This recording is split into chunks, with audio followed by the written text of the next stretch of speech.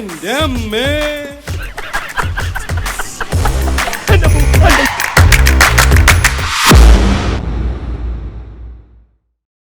പ്രകാശ, എന്താ? അല്ല, നിന്റെ നേതാവ് വേറെന്തോ ഒരു പേരാണല്ലോ നിന്നെ വിളിച്ചത്. RSPയോ KSPയോ? അല്ലച്ചാ, KRP. പൊളിറ്റിക്കൽ സർക്കിളിൽ ഞാൻ പറയപ്പെടുന്നത് അങ്ങനെയാ. കോട്ടപ്പള്ളി രാഘവൻ നായർ പ്രകാശൻ, അതാണ് KRP. അയ്യേ, പ്രകാശ് എന്നുള്ള പേര് നല്ലതായിരുന്നില്ലേ? പക്ഷെ ഒരു രാഷ്ട്രീയ നേതാവിന് 3 അക്ഷരമുള്ള ഇംഗ്ലീഷ് പേര് രാശിയ. ഇപ്പോ MGR, NTR, PKB, EMS, AKG എല്ലാം 3 അക്ഷരല്ലേ? ഞാൻ KRP 3 അക്ഷരം. ഓ, അതാണല്ലേ. പക്ഷെ മോൻ ഇത്ര വലിയ നേതാവൊക്കെ ആയിട്ടും നമ്മുടെ ആനന്ദനെ ഒന്ന് സഹായിക്കുന്നില്ലല്ലോ. ഏതാനന്ദൻ? നിന്റെ ചേച്ചിയുടെ ഭർത്താവ്, അല്ലാണ്ടാരാ? ഓ, അതാണോ? അച്ഛാ, അളിയൻ ചേട്ടന്റെ കൂടെ കൂട്ടുകൂടി ഞങ്ങളുടെ പാർട്ടിക്കാരെ മുഴുവൻ തല്ലിച്ചതച്ചതാ. അച്ഛനറിയോ, ഇപ്പൊ ഇവിടെ വന്നില്ലേ ഞങ്ങളുടെ മണ്ഡലം പ്രസിഡന്റ് പൊതുവാൾജി?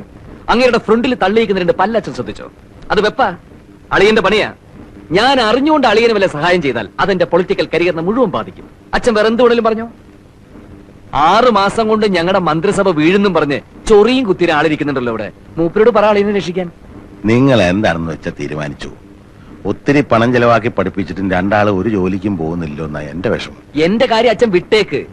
അച്ഛാ, ഈ രാഷ്ട്രീയ പ്രവർത്തനം ഇപ്പൊ പഴയതുപോലെ ജയിലിൽ കിടക്കലും സ്വാതന്ത്ര്യം വാങ്ങലൊന്നും അല്ല. പിന്നെ ഞങ്ങൾക്ക് ഇപ്പൊ അധികാരം കയ്യിലുള്ളതുകൊണ്ട് ഒരു പ്രശ്നമില്ല. അച്ഛന് മനസ്സിലായില്ലേ? മറ്റൊന്നും അച്ഛനിപ്പോ ആലോചിക്കണ്ട. സഹായിച്ചോടെ ലഞ്ച് നമുക്ക് കലക്കണം. അച്ഛാ, അതോടെ KRP എന്നുള്ള പേര് നോർത്ത് ഇന്ത്യ വരെ ഫേമസ് ആവും. അവിടെയാ? പിന്നെ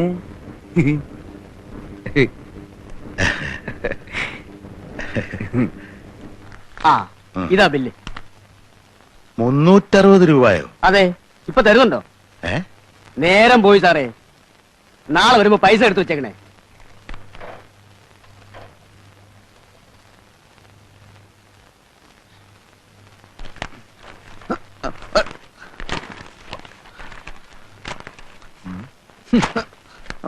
ആരാ മക്കളെ ഇത്രയും പത്രങ്ങൾക്ക് പൈസ കൊടുക്കുന്നത്? അമ്മയാണച്ചാ. മാസം 360 രൂപയോ? അവൻ വരുത്തുന്ന മൂരാച്ചി പത്രങ്ങൾ നിർത്തിയേക്കച്ച. ഞാൻ അയക്കുന്നതിൽ നിന്ന് ഇത്രയും രൂപ എങ്ങനെ ഭാനു പത്രത്തിന് കൊടുക്കുന്നെന്ന് എനിക്ക് മനസ്സിലാകത്തത്. അത് അച്ഛാ, ഞാൻ ഇവിടുന്ന് അങ്ങനെ അധികം ഭക്ഷണമൊന്നും കഴിക്കുന്നില്ലല്ലോ. പാർട്ടി ഓഫീസിലെ പരിപ്പോടെയും ചായ മാത്രമേ ഉള്ളൂ. ഞങ്ങൾ അധ്വാനിക്കുന്ന ജനവിഭാഗമാണല്ലോ. ഇത് അമ്മ എന്റെ ഭക്ഷണത്തിൽ നിന്ന് ലാഭിക്കുന്നതാ. ബഡ്ജറ്റിൽ ഗംഭീര നികുതി ഇളവ്. കഴിഞ്ഞ സർക്കാർ പാവങ്ങളുടെ മേൽ അടിച്ചേൽപ്പിച്ചിരുന്ന അമിത നികുതികൾ റദ്ദാക്കിക്കൊണ്ടതാണ് പുതിയ സർക്കാരിന്റെ ബഡ്ജറ്റ്. വിപ്ലവാത്മകമായ നികുതി ഇളവുകളാണ് പുതിയ സർക്കാർ പ്രഖ്യാപിച്ചിട്ടുള്ളത്. ഉള്ളിയുടെ വില കുതിച്ചുയർന്നു. കൊച്ചി ആഗസ്റ്റ് 17. 3 മാസം മുൻപ് വരെ 40 കിലോ അടങ്ങുന്ന ഒരു ചാക്ക് വലിയ ഉള്ളിക്ക് 70 രൂപയായിരുന്നത് പുതിയ സർക്കാർ വന്നതിന് ശേഷം 8 ഇരട്ടിയായി വർദ്ധിച്ച് 540 രൂപയായിരിക്കുന്നു. പാവങ്ങൾ ഇനി അങ്ങോട്ട് ഉള്ളിയില്ലാതെ ജീവിക്കേണ്ടി വരുന്ന ഒരു സ്ഥിതിവിശേഷമാണ് സംസ്ഥാനത്ത് സംജാതമായിരിക്കുന്നത്. നിത്യോപയോഗ സാധനങ്ങളായ വെണ്ണ, ചീസ്, ചീപ്പ്, കത്രിക തുടങ്ങിയവയുടെയും വില കുറഞ്ഞു. പൗഡർ, സുഗന്ധദ്രവ്യങ്ങൾ, തുണി തിന്നാൻ ഉപയോഗിക്കുന്ന സൂചി തുടങ്ങിയവയുടെയും വില കുറച്ചു. ഇനി ജനങ്ങൾക്ക് രാവിലെ ഉച്ചക്കും രാത്രിയിൽ ഇഷ്ടം പോലെ സൂചി വാങ്ങി തിന്നാലോ. അച്ഛ, ഇത് കണ്ടോ? ക്രമസമാധാന നില ആകെ തകരാറിലായിരിക്കാണ്. പോലീസ് നിർവീര്യമായി നിൽക്കുക. പഴയ സർക്കാർ തന്നെയാണ് അധികാരത്തിലിരിക്കുന്നതെന്ന് കരുതിയാണ് പോലീസിന് യാതൊരു ജാഗ്രതയും ഇല്ലാത്തതെന്ന് മുഖ്യമന്ത്രി. എല്ലാം ശരിയായി വരാൻ കുറച്ച് സമയം പിടിക്കും. ഇന്ന് സ്കൂൾ സമരം വല്ലതും ഉണ്ടോ പത്രത്തില്? ഇന്നൊന്നും കാണുന്നില്ല. പക്ഷേ വലിയൊരു സമരം വരാനിരിക്കുന്നുണ്ട്. എല്ലാം തകിടം മറിക്കുന്ന വിമോചന സമരം. ഒരു ബസ് കണ്ടക്ടറും സ്കൂൾ കുട്ടിയും തമ്മിൽ എന്താ പ്രശ്നം ഉണ്ടെന്ന് കേട്ടു. ഇന്ന് സമരമൊന്നും ഇല്ലല്ലേ? കഷ്ടായിപ്പോയി. വോട്ട് ചെയ്ത് ജയിപ്പിച്ച ജനങ്ങൾ പാഠം പഠിക്കുമെന്ന് പ്രതിപക്ഷ നേതാവ്.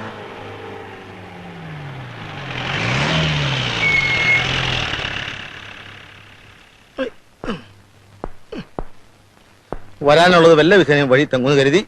പക്ഷെ നടന്നില്ല. കാലിന് എന്ത് പറ്റിയാണെന്താ? കാലിന് പറ്റിയത് വെളിയിൽ നിന്നുള്ള കാഴ്ചയാ. ഷർട്ടൂരിയാൽ ദേഹാസകലം നീലിച്ച പാടുകളാ. ദോഷം പറയരുതല്ലോ. വളരെ ബുദ്ധിപൂർവമായ നീക്കത്തിലൂടെയാ അവരെന്നെ പെരുമാറിയത്. INSPയുടെ ജാഥയ്ക്ക് നേരെ കല്ലേറുണ്ടാവുന്നും പ്രൊട്ടക്ഷൻ കൊടുക്കണമെന്നും സർക്കിൾ എന്നെ വിളിച്ചു പറഞ്ഞു. പക്ഷെ ജാഥയ്ക്ക് നേരെ കല്ലേറുണ്ടായില്ല, എനിക്ക് നേരെ ഉണ്ടായി. എല്ലാ ഏർപ്പാടുകളും ഇവര് തന്നെ ചെയ്തതാ. ഏറ് തുടങ്ങിയ പിന്നെ ജാഥ അക്രമാസക്തമാവുമല്ലോ. അക്രമാസക്തമായി. എല്ലാ അക്രമവും എന്റെ നേരേക്കായിരുന്നു എന്ന് മാത്രം. ഞാനും വിട്ടുകൊടുത്തില്ല. സർവശക്തിയും സംഭരിച്ച് ഞാൻ ഓടി. ഒരു തോട്ടി ചാടി. തോട്ടിലൂടെ 7 കിലോമീറ്റർ ഒഴുകിച്ചെന്ന് ഒരു കരക്കടിഞ്ഞു. സന്തോഷമായല്ലോ. താനും തന്റെ പാർട്ടിയിൽപ്പെട്ട സകല ഡൂക്ലികളും കാണിച്ചെന്ന എല്ലാവരെയും എന്നാൽ കഴിയുന്ന വിധം ഞാൻ തല്ലി. ഒരളിയനോട് ഇങ്ങനെ തന്നെ വേണം പെരുമാറാൻ. 6 മാസത്തിനകം ഈ സർക്കാർ നിലംപതിക്കും. എനിക്കിനി മേലും കീഴ് നോക്കാനില്ല. പ്രമോഷൻ, CM ന്റെ സെക്യൂരിറ്റി ചീഫ്, എന്തെല്ലാം പ്രലോഭനങ്ങളായിരുന്നു. നേര് പറഞ്ഞാൽ ഞാനിവിടെ വന്നത് നിന്നെ കാണാൻ വേണ്ടിട്ടാ. ഇടിവെട്ടിയവനെ പാമ്പ് കടിച്ചെന്ന് പറഞ്ഞ കൂട്ടത്തില് തല്ലും മേടിച്ച് സ്റ്റേഷൻ ചെന്നപ്പോ അവിടെ കിടക്കുന്നു മനോഹരമായ ട്രാൻസ്ഫർ ഓർഡർ കാസർഗോഡ് ജില്ലയിലെ ഏതോ ഒരു കാട്ടിലേക്ക്. പറയാൻ എനിക്ക് അർഹതയില്ല, എന്നാലും എന്നെ രക്ഷിക്കാൻ വല്ലതും ചെയ്യാൻ പറ്റുമെങ്കിൽ ചെയ്യാം. അല്ലേ ഞാൻ പോട്ടെ. ആനന്ദ നീ ഇരിക്കേ. ഇരിക്കാനൊന്നും നേരമില്ല അച്ഛാ, നാളെ ജോയിൻ ചെയ്യണം. ആനന്ദൻ മോനെ ലതയും കുഞ്ഞുങ്ങളും. അതിനെപ്പറ്റി ഒന്നും ചോദിക്കണ്ട, എനിക്ക് ഭ്രാന്തായി പോവും. ആ ആനന്ദ നീ പോവാണോ? ആ. ചായ എടുക്കണ്ടേ? വേണ്ട വേണ്ട, അയ്യോ നിന്റെ കാലിലെന്ത് പറ്റി? ഒന്നും പറ്റിയതല്ല. ഞാനേ ഒരു നാടകത്തിൽ ചട്ടുകാരനായിട്ട് അഭിനയിക്കുന്നുണ്ട്. അതിന്റെ റിഹേഴ്സൽ എടുത്തോണ്ടിരിക്കുക. താത്വികമായ ഒരു അവലോകനമാണ് ഞാൻ ഉദ്ദേശിക്കുന്നത്.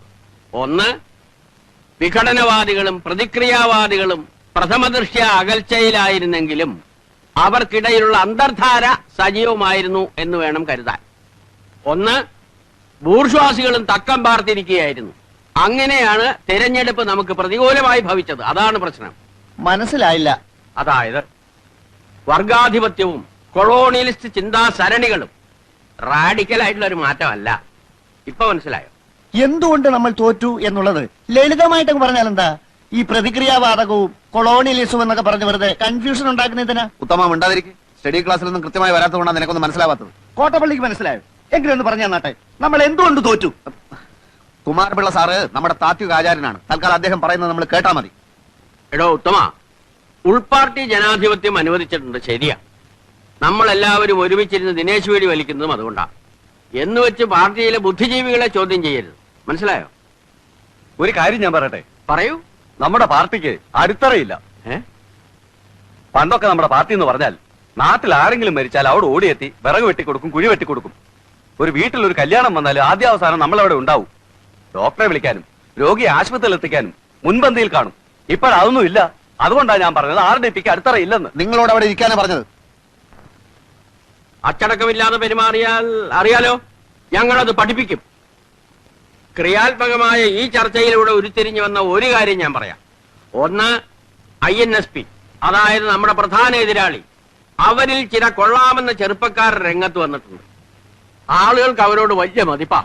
ആ മതിപ്പ് പൊളിക്കുകയാണ് നമ്മൾ ചെയ്യേണ്ടത്. വളരെ കറക്റ്റ്. ഏതെങ്കിലും രീതിയിൽ വല്ല പെണ്ണുകേസിലോ ഗർഭക്കേസിലോ അവരെ പെടുത്തി നാറ്റിക്കുകയാണ് ചെയ്യുന്നത്. ജനങ്ങൾ അവരെ കാർക്കിച്ചു തുപ്പുന്നൊരു പരിതസ്ഥിതിയിൽ എത്തിച്ചാൽ നമ്മൾ ജയിച്ചു. 6 മാസത്തിനുള്ളിൽ നമുക്ക് നഷ്ടപ്പെട്ടതെല്ലാം വീണ്ടെടുക്കാം. പരിപ്പൂട എവിടെയോ? ഇന്ന് പരിപ്പടം ഉണ്ടാക്കില്ല സാർ. പരിപ്പൂട ഉണ്ടാക്കിയില്ലേ? പരിപ്പൂടയും ചായയും ബീഡിയുമാണ് ഞങ്ങളുടെ പാർട്ടിയുടെ പ്രധാന ഭക്ഷണം. തനിക്ക് അറിഞ്ഞൂടെ? എടുക്ക പോയി പരിപ്പൂട ഉണ്ടാക്കി കൊണ്ടുവരാ. പാർട്ടി പറയുന്ന ആദ്യം അനുസരിക്കുക എന്ന് പറഞ്ഞാൽ പാർട്ടിക്ക് അബദ്ധങ്ങളെ പറ്റി ചൂണ്ടിക്കാണിക്കേണ്ടവരാണ്. അതിനല്ലേ നേതാക്കന്മാരുള്ളത്. എനിക്ക് സാറിനോട് പേഴ്സണൽ ആയിട്ടൊരു കാര്യം സംസാരിക്കാനുണ്ടായിരുന്നു. എന്താണ് കാര്യം? ഉത്തമം നടന്നേ, ഇത് പേഴ്സണൽ ആയിട്ടുള്ള കാര്യമാണ്. സാർ വന്നേ. അതായത് എന്താണ്? വീട്ടിൽ നിന്ന് ഭയങ്കരമായിട്ട് നിർബന്ധിക്കുന്നു. എന്തിന്? ഞാൻ പെണ്ണ് കെട്ടണത്രേ. പെണ്ണ് കിട്ടാനോ? അയ്യേ, തനിക്കൊരു ബ്രൈറ്റ് പൊളിറ്റിക്കൽ ഫ്യൂച്ചർ ഞാൻ കാണുന്നുണ്ട്. ഭാര്യയും കുടുംബമൊക്കെ അതിന് തടസ്സമാണ്. അച്ഛൻ ഒരേ പിടിപിടിക്കാണ്. കോട്ടപ്പള്ളി, പാർട്ടിക്ക് ഇന്ന് ആവശ്യം കെട്ടുപാടുകളും മറ്റുത്തരവാദിത്തങ്ങളും ഇല്ലാത്ത ഒരു നേതൃനിരയാണ്. പ്രകൃതി നിയമങ്ങൾക്ക് കുറച്ചൊക്കെ നമ്മൾ വഴങ്ങേണ്ടതല്ലേ? വഴങ്ങരുത്. ലൗകികമായ തൃഷ്ണകളെ നമ്മൾ അതിജീവിക്കണം. മാനവരാശിയുടെ നിലനിൽപ്പ് തന്നെ കുടുംബം എന്ന എസ്റ്റാബ്ലിഷ്മെന്റിലല്ലേ? വിഡ്ഢിത്തം. എല്ലാ എസ്റ്റാബ്ലിഷ്മെന്റുകൾക്കും എതിരെയാണ് നമ്മുടെ യുദ്ധം. ഭാര്യ ഉണ്ടാവുക, കുഞ്ഞുണ്ടാവുക, അതൊക്കെ നമ്മുടെ മനസ്സിൽ സ്നേഹത്തിന്റെ വിത്ത് മുളപ്പിക്കുമെന്ന് എവിടെയോ വായിച്ചിട്ടുണ്ട്. അത് വരട്ട് തത്വവാദമാണ്. സഹജീവികളെ, തൊഴിലാളി വർഗത്തെ സ്നേഹിക്കാൻ ശീലിക്കുക. തുറന്നു പറയാം, അടിസ്ഥാനപരമായി നമ്മുടെ പാർട്ടിക്ക് കല്യാണം ഇഷ്ടമല്ല. അപ്പൊ സാറ് കല്യാണം കഴിച്ചതോ? അതിൽ ഞാൻ ഇന്ന് ഖേദിക്കുന്നു. എന്നാ പിന്നെ ഇപ്പൊ ഭാര്യ ഉപേക്ഷിക്കരുതോ? തന്റെ കാര്യമാണ് നമ്മളിപ്പോ ഡിസ്കസ് ചെയ്യുന്നത്. പറയുന്നതൊന്ന് പ്രവർത്തിക്കുന്ന വേറൊന്നും. ദൈവമില്ല, അമ്പലമില്ല എന്നൊക്കെ വിളിച്ചു പോകും. എന്നിട്ട് ആരും കാണാതെ തലയിൽ മുണ്ടും പോയിച്ച് ദൈവത്തെ തൊഴാൻ പോകും. ആര്? സാറ് തന്നെ. തൃച്ചമ്പടി അമ്പലത്തിൽ എന്നും കാലത്ത് സാറ് തൊഴാൻ പോകുന്നത് ഞാൻ കാണാറുണ്ട്. താനിതെങ്ങനെ കണ്ടു? ഞാനൊരു രഹസ്യമായിട്ട് തൊഴാൻ പോകാറുണ്ട്. എന്നാലേ ഇത് തൽക്കാലം നമ്മൾ രണ്ടുപേരും മാത്രം അറിഞ്ഞാൽ മതി. താൻ വേണേ കല്യാണം കഴിച്ചോളാം. പക്ഷെ ഒരു കാര്യത്തെ തനിക്ക് നിർബന്ധം വേണം. എന്ത്? നമ്മുടെ പാർട്ടി നയങ്ങളെയും ആദർശങ്ങളെയും ബഹുമാനിക്കുന്ന ഒരു പെൺകുട്ടിയെ വേണം കല്യാണം കഴിക്കാൻ. അത് 100% ഞാൻ ഉറപ്പ് തരുന്നു. എന്നാ all the best. Thank you.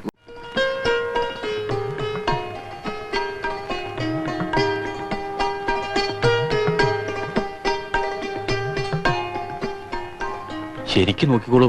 അപ്പൊ പറഞ്ഞൊക്കെ ഓർമ്മയുണ്ടല്ലോ, പാർട്ടിക്കാരി മിണ്ടരുത്, വക്കീലാണ്, കോടതി പോകും നോക്കിയാ പറഞ്ഞിട്ടുള്ളത്. അങ്ങനെ നുണ പറയേണ്ട കാര്യമൊന്നും എനിക്കില്ല. എന്താ? ഒന്നുമില്ല, ചില കോടതി കാര്യങ്ങൾ പറയായിരുന്നു. അല്ല, റവല്യൂഷണറി ഡെമോക്രാറ്റിക് പാർട്ടിയിലെ ഒരു ബുദ്ധിജീവിയാണ് ഞാൻ. ഒരു തമാശക്ക് സൈഡായിട്ട് ഉണ്ട്. തമാശക്കോ? പാർട്ടി എന്റെ ജീവാത്മാവും പരമാത്മാവുമാണ്. എനിക്ക് പെൺകുട്ടിയോട് ചില കാര്യങ്ങൾ ചോദിച്ചറിയാനുണ്ട്. അധ്വാനിക്കുന്ന തൊഴിലാളി വർഗത്തിന്റെ മോചനത്തിന് വേണ്ടി തോളോട് തോൾ ചേർന്ന് പ്രവർത്തിക്കാൻ തയ്യാറുണ്ടോ? പറയൂ. വേണ്ട, ഞാൻ തയ്യാറെടുപ്പിച്ചോളാം. കുട്ടിയുടെ സാമൂഹ്യ ബോധം എനിക്കൊന്ന് പരിശോധിക്കണം. ബൂർഷാസി കം സെലിം എന്ന് പറയുന്ന പുസ്തകം വായിച്ചിട്ടുണ്ടോ? അല്ലെങ്കിൽ downtrodden a question mark, ആഡിൽ സക്സലിയുടെ പുസ്തകം? അതുമല്ലെങ്കിൽ ദാസ് ക്യാപിറ്റൽ? എന്താ വായനാശീലം ഇല്ലേ? അതൊക്കെയുണ്ട്. മംഗളം വാരികയിലും മനോരമയിലും വരുന്ന മിക്ക നോവലുകളും ഇവിടെ ഞങ്ങൾ എല്ലാവരും വായിക്കാറുണ്ട്. അത്രേ ഉള്ളൂ. ശരി, വായിച്ച നോവലുകളിൽ ഏറ്റവും ഇഷ്ടപ്പെട്ട നോവൽ ഏതാണ്? ഏതാ മോളെ? അത് ഏതായാലും പറഞ്ഞേക്ക്. ഏറ്റവും ഇഷ്ടപ്പെട്ടത് മനോരമയിലെ ഹവാ ബീച്ച്. ഹവാ ബീച്ചോ? അതെന്ത് ബീച്ചാണ്? അതേതെങ്കിലും ഫോറിൻ ബീച്ച് ആയിരിക്കും. കോട്ടയം പുഷ്പനാഥനെയും മാത്യു മറ്റത്തിനെയും മോൾക്ക് വലിയ ഇഷ്ടാ. ഇഷ്ടം എന്ന് പറഞ്ഞാൽ അത് സാരമില്ല. എനിക്ക് ചില നിബന്ധനകൾ മുമ്പോട്ട് വെക്കാനുണ്ട്. കല്യാണത്തിന് ആർഭാടങ്ങളൊന്നും പാടില്ല. ഞങ്ങളുടെ പാർട്ടി ഓഫീസിൽ വെച്ച് വളരെ ലളിതമായ ഒരു ചടങ്ങ്. ഞാനൊരു രക്തഹാരം അങ്ങോട്ടണിയിക്കും, കുട്ടി ഒരു രക്തഹാരം ഇങ്ങോട്ടണിയിക്കും. അതിനുശേഷം അരമണിക്കൂർ നേരം ഞങ്ങളുടെ പാർട്ടി പ്രവർത്തകർ ഞങ്ങളുടെ പാർട്ടി സൂക്തങ്ങൾ ഉറക്കെ ചൊല്ലും. പിന്നെ ഒരു ഗ്ലാസ് നാരങ്ങ വെള്ളം. ചടങ്ങ് തീർന്നു. ഞാൻ അധികവും അണ്ടർഗ്രൗണ്ടിലായിരിക്കും, ഒളിവിൽ. ശ്രീമാൻ തോപ്പിൽ ഭാസിയുടെ ഒളിവിലെ ഓർമ്മകൾ വായിച്ചിട്ടില്ലേ? അതുപോലൊരു ജീവിതമായിരിക്കും മിക്കപ്പോഴും. NSP ഞങ്ങളെ വേട്ടയാടുകയാണല്ലോ. ചിലപ്പോൾ ലോക്കപ്പിലോ ജയിലിലോ ആയെന്ന് വരാം. ഒരു വിപ്ലവകാരിയുടെ ഭാര്യ എന്തും സഹിക്കാൻ പ്രാപ്തയായിരിക്കണം. ചിലപ്പോൾ കുട്ടി വെടിയുണ്ടകൾ നേരിടേണ്ടി വന്നേക്കാം. അപ്പോൾ വിരിമാർ കാണിച്ചു കൊടുക്കേണ്ടി വരും. മോളകത്തേക്ക് വെക്കോ. അച്ഛനേരം നീ വന്നേ. താനൊരു ഭ്രാന്തരെയാണോ എന്റെ മോക്ക് ഭർത്താവായി കൊണ്ടുവന്നിരിക്കുന്നത്? എന്നോട് ക്ഷമിക്കണം, ഇത്രയും ഞാൻ പ്രതീക്ഷിച്ചില്ല. എത്രയും പെട്ടെന്ന് അവനെ പിടിച്ചോണ്ട് പോയില്ലെങ്കിൽ നല്ല ചുട്ട അടി കിട്ടും പറഞ്ഞു. അയ്യോ വേണ്ട വേണ്ട, ഇപ്പൊ പോയേക്കാം. എന്നിട്ടേ പോവാം. എന്റെ നിർദ്ദേശങ്ങളുടെ പ്രതികരണം പറഞ്ഞില്ല. പ്രതികരണം അറിയാൻ കാത്തു നിന്നാൽ കുഴപ്പം ചെയ്യും. അല്ലെ, എന്നാലും എണീക്കാനല്ലേ പറഞ്ഞത്? അതൊക്കെ പോണ വഴിക്ക് പറഞ്ഞുതരാം. ഇനി ഇവിടെ നിൽക്കണ്ട. വണ്ടി കയറലേ, അവിടെ നിർത്ത്. അയ്യോ പോയി. വണ്ടി നിർത്താൻ. എന്താ? അയ്യോ, എന്റെ ജീവൻ പോയില്ലേ. എന്താണ്? നിങ്ങൾ സ്റ്റേഷനിലേക്ക് വിട്ടു കാണുമെന്ന് വിചാരിച്ച് മരണ സ്പീഡിലാണ് എന്നെ ഓട്ടോ വിട്ടത്.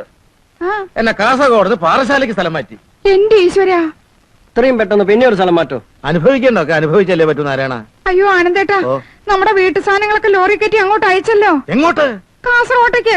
തൊലച്ചു. അതൊക്കെ പിന്നെ അയച്ചാ പോരായിരുന്നു. പിള്ളേരുടെ TC വാങ്ങണ്ടേ? അതെ, അവിടുന്ന് TC വാങ്ങണം, പാറശാലയിൽ സീറ്റ് ഒപ്പിക്കണം, താമസിക്കാനുള്ള സൗകര്യം ഉണ്ടാക്കണം. അയ്യോ, എനിക്ക് ഭ്രാന്തായി പോകും. ഈ രാഷ്ട്രീയക്കാർ എന്നിട്ട് ഫുട്ബോൾ കളിക്കുക. ഈ മുടിഞ്ഞ രാഷ്ട്രീയക്കാരുടെ തലയിൽ ഇടുത്തി വീഴട്ടെ. ഈ തല പിടിച്ചോ. നീ പോയിട്ട് കടത്തല വിട്ട് അന്ന് കടത്തലോട്ട് എടുത്തോ, മെല്ലെ എടുത്തോ. ചേട്ടാ, അങ്ങേറ്റത്ത് എന്താ പ്രകാശം ഇത്? ഈ ഓല വെട്ട്. എന്താ ഇത്? നായക്ക് ഭാഗ്യം ഓരോന്നായിട്ട് അങ്ങനെ വന്നോണ്ടിരിക്കുക. തിരുവനന്തപുരത്ത് പാർട്ടി പ്ലീനം നടക്കാൻ പോകുന്ന കാര്യം അറിയാലോ. കമുക് വെട്ടി എന്തിനാ ചോദിച്ച? കൊലച്ച കമുകല്ലേ ഇത്? നിങ്ങൾ ഇതിനെ വെറും ഒരു കവുങ്ങായിട്ടാണ് കാണുന്നത്. പക്ഷെ ഞങ്ങൾക്ക് ഒരു കൊടിമരമാണ്. സംസ്ഥാന പ്ലീനത്തിന് INSPയുടെ വർണ്ണക്കൊടി വാരിപ്പറക്കാനുള്ള കൊടിമരം. താൻ പോയിട്ട് ആ തലശ്ശേരിക്ക്. കാസർഗോഡ് മുതൽ തിരുവനന്തപുരം വരെ ജനലക്ഷങ്ങളുടെ ആശീർവാദങ്ങൾ ഏറ്റുവാങ്ങിക്കൊണ്ടായിരിക്കും ഈ കവുങ്ങിന്റെ യാത്ര.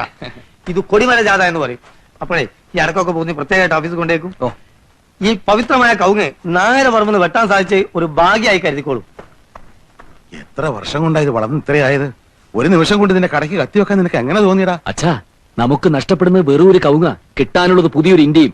അതെ, ഒരേ ഒരു ഇന്ത്യ ഒരൊറ്റ ജനത, അതാണ് നമ്മുടെ മുദ്രാവാക്യം. ഒരേ ഒരു ഇന്ത്യ ഒരൊറ്റ ജനത, അതാണ് നമ്മുടെ മുദ്രാവാക്യം.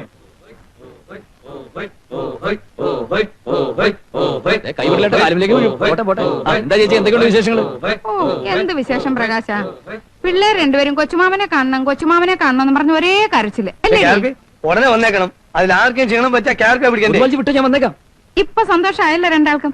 ഇനി ഓടിച്ചെന്ന് കൊച്ചുമാമനൊരു ഉമ്മ. വേണ്ട, ഉമ്മയൊക്കെ പിന്നെ ചേച്ചി ഇവിടെ തന്നെ ഉണ്ടാവുമല്ലോ. ഞാൻ പോയിട്ട് പെട്ടെന്ന് വന്നേക്കാം. അവിടെ ഇവിടെ നിക്കന്റെ മോനെ, നിന്നെ ചേച്ചി കൊതിതീരെ ഒന്ന് കാണട്ടെ. അയ്യേ, നീ വല്ലാതങ്ങ് കറുത്തു പോയല്ലോ, ക്ഷീണിക്കുകയും ചെയ്തു. ദേ നോക്കിയേ, നിന്റെ എല്ലാം ഒക്കെ വെളിയിൽ കാണാം. അമ്മ എന്താ നിനക്ക് ശരിക്കും ഭക്ഷണം ഒന്നും തരുന്നില്ലേ? ഈ അമ്മയുടെ ഒരു കാര്യം, എപ്പോ നോക്കിയാലും ഒരു സാമ്പാറും തരും ചാവണ വരെ ഇനി അത് മാറില്ല. നീ അങ്ങോട്ട് വാ, ചേച്ചി നിനക്ക് ഇറച്ചി മീനും ഒക്കെ വെച്ച് ചോറ് തരാം. അതിനൊക്കെ സമയമുണ്ടല്ലോ ചേച്ചി. അല്ല, ചേച്ചി കാസർഗോഡ് പോയില്ലേ? ഓ, അതൊന്നും പറയണ്ട എന്റെ മോനെ. ആനന്ദേട്ടൻ കാസർഗോഡ് എന്ന് ചാർജ് എടുത്ത് 4 ദിവസം കഴിയണേന് മുമ്പേ ദേ പാറശാലയ്ക്ക് തട്ടി. ഓഹോ, കൊച്ചിക്കൊള്ള ഒന്നും അറിയാത്ത പോലെ. എന്തിനാടാ നീ നിന്റെ പെങ്ങളെ അളിയനെ ഇങ്ങനിട്ട് കഷ്ടപ്പെടുത്തുന്നേ? ആര്, ഞാനോ? നീ അല്ലെങ്കിൽ നിന്റെ പാർട്ടി. എടാ, ആനന്ദേട്ടനെ ഈ നാട്ടിൽ തന്നെ പോസ്റ്റ് ചെയ്യിക്കടാ. ചേച്ചി, അതൊന്നും ഞാൻ വിചാരിച്ച നടക്കില്ല. ഇപ്പൊ അങ്ങോട്ട് പോയി ഞങ്ങളുടെ മണ്ഡലം പ്രസിഡന്റ് ചേച്ചി ശ്രദ്ധിച്ചോ? മിസ്റ്റർ കെ ജി പൊതുവാൾജിയുടെ മുന്നോട്ട് നിന്ന് പള്ളി ചേച്ചി കണ്ടില്ലേ? അത് വെപ്പ ആനന്ദേട്ടൻ ഇടിച്ചു തെറിപ്പിച്ചറിയോ? അതൊക്കെ ആനന്ദേട്ടന് പറ്റി മനസ്സിലായി. പൊതുവാൾജിയെ ചെന്ന് കണ്ട് മാപ്പ് പറയാൻ പറ. മാപ്പും കോപ്പും ഒക്കെ കൊറേ പറഞ്ഞു എന്റെ ഇനിയും മോനെ. ഒരുപാട് പ്രാവശ്യം പറയേണ്ടി വരും. എടാ, നീ ചേച്ചിയെ സഹായിക്കില്ലേ? നടക്കില്ലേ ചേച്ചി? നീ ഒരു കാലത്തും ഗുണം പിടിക്കത്തില്ലടാ. ആ, ഇതാണ് പ്രശ്നം. എന്ത്? കൊച്ചുമാമന് ഉമ്മ മെലിഞ്ഞു പോയി, കറുത്തുപോയി, ഇറച്ചിയും മീനും എന്തെല്ലാം സ്നേഹപ്രകടനങ്ങളായിരുന്നു. അതേടാ, പ്രകടനം തന്നെയാ. കാര്യം കാണാൻ നിന്നെ പോലത്തെ കഴുതകളുടെ കാല് പിടിക്കേണ്ടി വന്നല്ല. എന്നേക്കാ നല്ലൊരു കഴുതി അവിടെ ഉണ്ടല്ലോ. അളിയൻ ചെന്ന് പിടിക്കേ. ദേ, ഇപ്പൊ ഞാൻ ഇനി മറുപടി ഒന്നും പറയുന്നില്ല കേട്ടോ. ഇപ്പൊ നമ്മുടെ മുമ്പിലുള്ള കൊടിമര ജാഥ മാത്രമാണ്. അത് കഴിഞ്ഞിട്ട് കോപ്പറേറ്റീവ് ബാങ്ക്. അവര് ഭരിക്കുമ്പോ ബാങ്കുകൾ അവർ പിടിച്ചടക്കി. ഇനി നമ്മൾ ഭരിക്കുമ്പോ നമ്മൾ പിടിച്ചടക്കും. പോലീസിനെ കാവൽ നിർത്തി നമ്മൾ ആളുകളെ ബാങ്കിൽ നമ്മൾ തിരികെ കയറ്റും. എന്താ പോലെ? അത് ചെയ്തേ പറ്റൂ സാർ. ഏതോ കെ ജി പൊതുവാളിന് ആരെങ്കിലും കളി പഠിപ്പിക്കണം. ഈ 4 കാലിന് ആരെയും നീന്തം പഠിപ്പിക്കണം. അതിന്റെ ആവശ്യമില്ല. അവനാ ഞാൻ ഇടപെട്ട് സ്ഥലം മാറ്റി ആനന്ദൻ. അവൻ എന്തിനുള്ള പുറപ്പാടാണെന്ന് മനസ്സിലാവുന്നില്ല. നിങ്ങളൊരു കാര്യം ചെയ്യും, എല്ലാവരും റൗണ്ടായിട്ട് എനിക്ക് ചുറ്റും നിന്ന് എനിക്ക് സെക്യൂരിറ്റി തരൂ.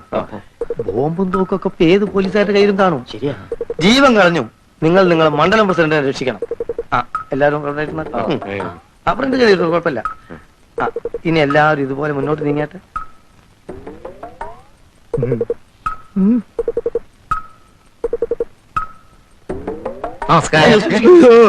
എന്തു വേണം? എന്നെ രക്ഷിക്കണം. ഇതിനു മുമ്പ് 3 തവണ അങ്ങയുടെ അടുത്ത് വന്ന് മാപ്പ് പറഞ്ഞിട്ടുണ്ട്. തെരഞ്ഞെടുപ്പിന് പാർട്ടി ജയിക്കാൻ പോണെന്ന് അറിഞ്ഞപ്പോ ആ നിമിഷം ഓടി വന്ന് മാപ്പ് പറഞ്ഞു. ജയിച്ചപ്പോ പിന്നെയും വന്ന് പറഞ്ഞു. മന്ത്രിസഭ രൂപീകരിച്ച് അപ്പോഴും വന്ന് പറഞ്ഞു. ഇപ്പൊ എനിക്ക് ട്രാൻസ്ഫറാ. അതെ, കേരളത്തിന്റെ വിരുമാറിലൂടെ നീ ഒരു ഗതി കിട്ടാപ്പേദം പോലെ ഒഴുകുന്നത് എനിക്ക് കാണണം. ഞങ്ങളുടെ പ്രവർത്തകൻ KRPയുടെ അളിയനായതുകൊണ്ട് മാത്രം തന്നെ ഞാൻ വെടിവെച്ചൊന്നില്ല. റാസ്കൽ. കണ്ണുകൊടും. സാറേ പൊന്നു സാറേ, മറഞ്ഞോട്ട് സാറേ ഞാൻ കാല് പിടിക്കാം. ഓർമ്മയുണ്ടോ, അന്ന് ഞങ്ങൾ പ്രതിപക്ഷത്തായിരുന്നപ്പോ ഞാൻ എന്തോ ഒരു കാര്യത്തിന് വേണ്ടി സ്റ്റേഷനിൽ വന്നു. അന്ന് താൻ എന്നൊരു ചാമ്പി ഗെറ്റ് ഔട്ട് അടിച്ചത് ഓർമ്മയുണ്ടോ? ഇപ്പൊ ഞാൻ എന്നോട് പറയുന്നു get out, get out, get out.